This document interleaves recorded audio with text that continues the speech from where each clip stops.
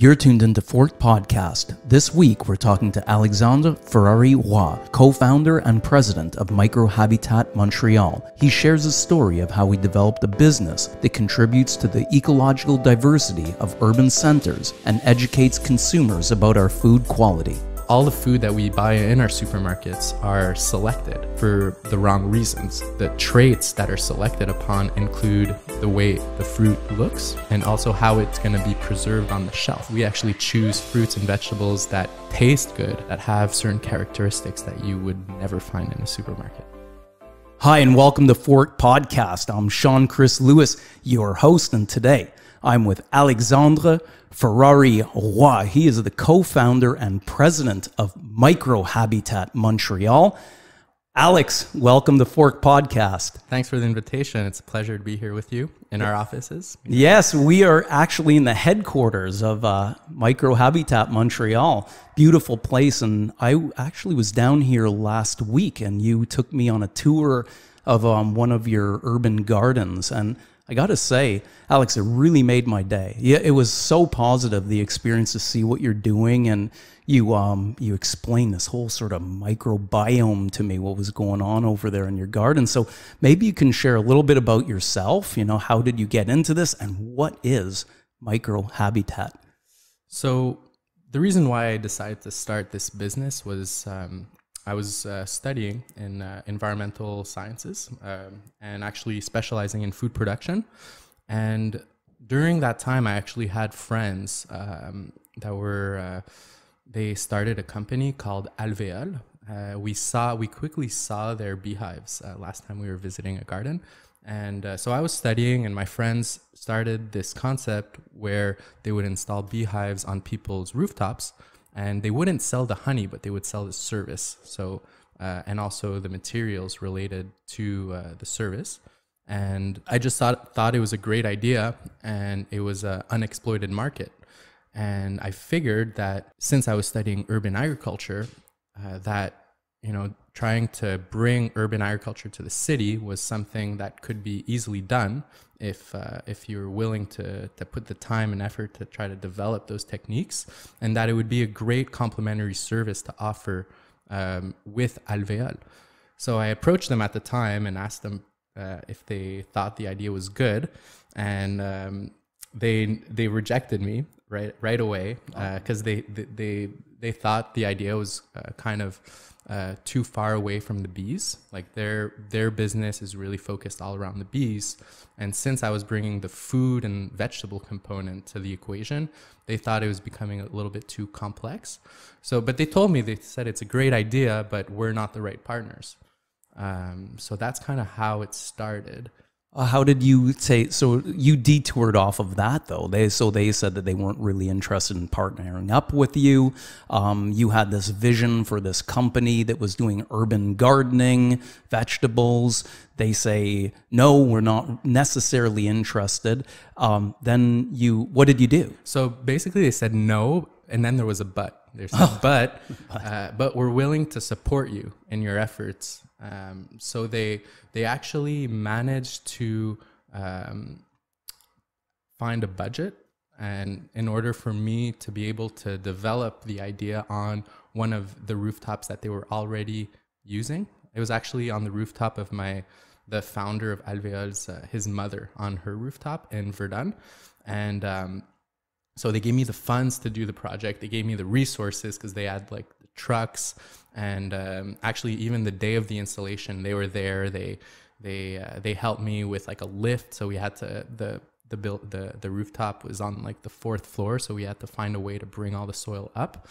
So they actually helped me with all the logistics to get the garden going, and they financed the project, and they followed through with me like during like the whole summer. You know, we spent a lot more time together after that because, you know, I was taking care of a garden where they had a beehive, and they wanted to use that space as a promotional space for their beehives.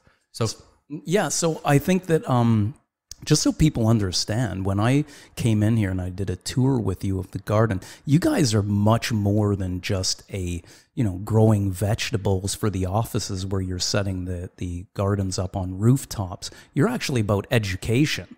Exactly. Yeah. So there's a whole education component to our service. So the way I see it is that a garden is actually a learning platform. So when we approach clients, we tell them that they have, if they have the space, to take on one of these projects, that space can further become also a learning platform for their employees. So what do you see as your goal with your garden? So obviously it's your business, which I do want to get into that in a second. Mm-hmm. But from the standpoint of what you're personally trying to accomplish with making this an educational platform as well, what are you hoping to see come out of that? There's a proverb that says you can't change the world, but you can change yourself. And that was the proverb that I decided to use as an example. And I figured that, if I was able to create something for myself that made me happy, then I'd be able to, transfer that happiness to other people.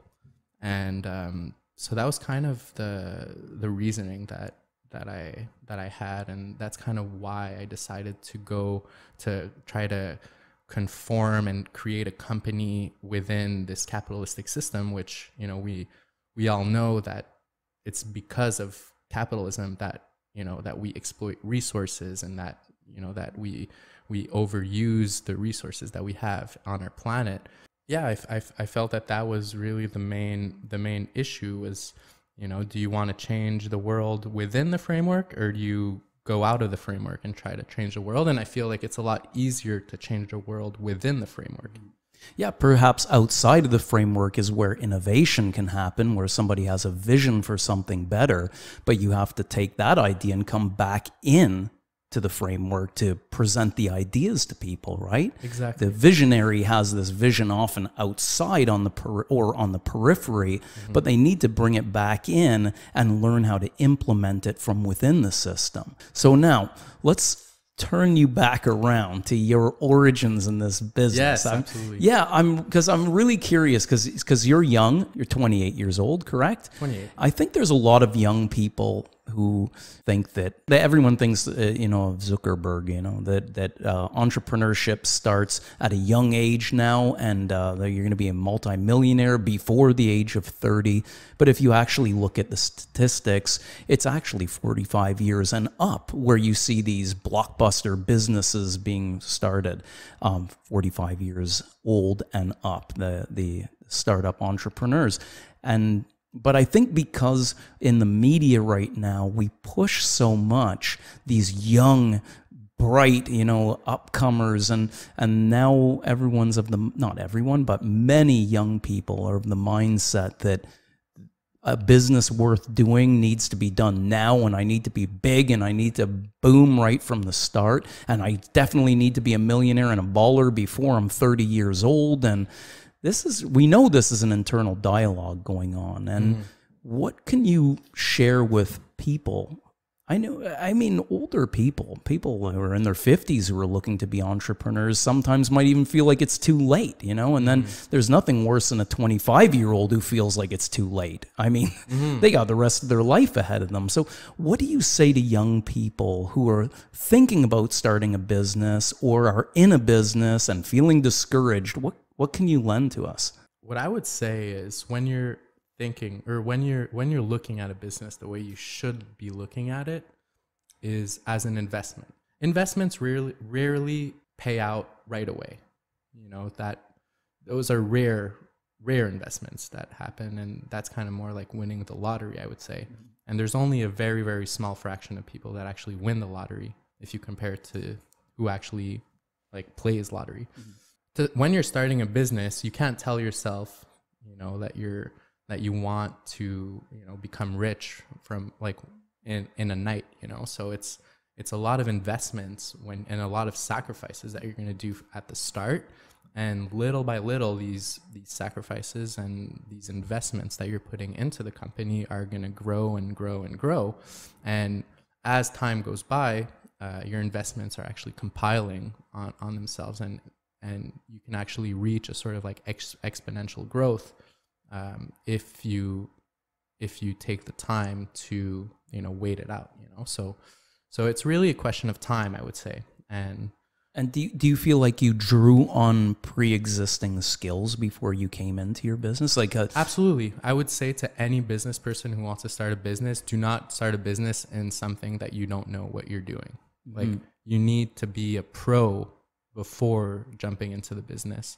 And a pro meaning that you're drawing, I mean, I listen to you, you're drawing on many different skills. You're not just drawing on your knowledge of agriculture. I mean, you and I have had a few conversations where you actually are quite a generalist. You see like the general landscape and then you can bring it in specific. Yeah. I mean, I was lucky in the sense where both of my parents were entrepreneurs. My dad, he's a doctor, but he started his own like clinic. And my mother was always, she's an artist, and she was always, she had like her own jewelry business. And so growing up, I was always exposed to my parents at being as like entrepreneurial in a way. They never really got down to like the real information. Like my dad never told me how much he's making, and you know, but I kind of had that sense of, you know, I like kind of like grew up seeing my parents working hard and struggling, and they started off when I was young with a lot less than what they have now, you know, and that's because I saw them sacrifice and I saw them work hard, and that is what kind of inspired me also, you know. And I think that, yeah, I really think that when you're a business person, you can't only rely on one specific set of skills. Like you need to have a general set of skills. Absolutely. And you kind of like, and when I was talking about being a pro before jumping into the business, I can kind of rephrase this in a way that like it's important to know what business you're jumping in. And it's important for you to know the basics of the business, or to have a basic set of skills which will allow you to thrive early, and from that you can grow, you know. So. Yeah, I think the difference between younger people today versus how I interpreted when you said a pro, I didn't think you had to be a specialist. I think a lot of people listening might have thought, oh, I got to be a specialist. In fact, there's more research that would support the fact that a generalist goes in, does well. And that, I interpreted it as a pro, meaning I'm coming in with thick skin. I've been through a bit of the school of hard knocks. I've thought this through. I have my education, but I have this work experience. I've sort of gotten out of the radical mindset, right? The demonstrator on the street. I've had the conversations with my family and my loved ones, and now I've made my choice. I'm an entrepreneur now. Right. That's how I interpreted. Interesting, right? I didn't think of you as saying you had to be a specialist first. Like I don't think this, like I was maybe a bit extreme when I said you have to be a pro, but what I meant really was you can't jump into a business without knowing, you know, how to run the business, because right off the bat you're gonna have to run the business, and it's easy. Like you need to, once you know like the general set of skills that are required in order to run the business, then you can get better and better and better, and you work on that, and you can improve your skills, you can become more efficient, and in a way your clients are going to be more and more satisfied with the product that you offer. But you still have to have that general set of skills, and you still have to have the confidence in order to jump and find your first couple of clients. Yeah, and I think there's people might imagine, you know, here's Alex on the rooftop in the summer sun and his golden blonde hair and his sleeves rolled up and the bees, and it all sounds so like, oh my God, that's a beautiful summer. That's a job. I mean, I'm communing with nature. No, I bet you spend a lot of time sitting at that desk back there doing a lot of paperwork, pulling the blonde hairs out of your head, right? I mean, that's a reality of business. But also every business is different, you know? So there's no general rule for a business, in the sense where every business is different, the same way that every person is different on this planet.